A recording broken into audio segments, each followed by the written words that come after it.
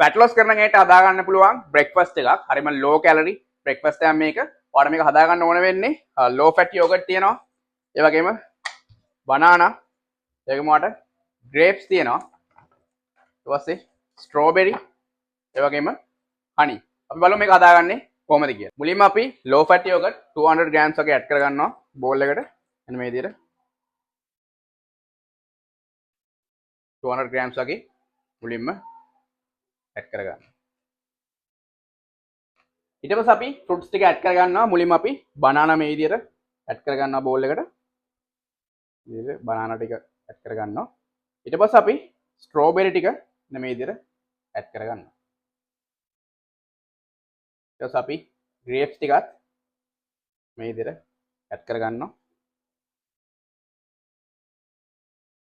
ඊට පස්සේ අපිට මේකට honey ටිකක් add කරගන්න පුළුවන් මෙන්න මේ විදිහට.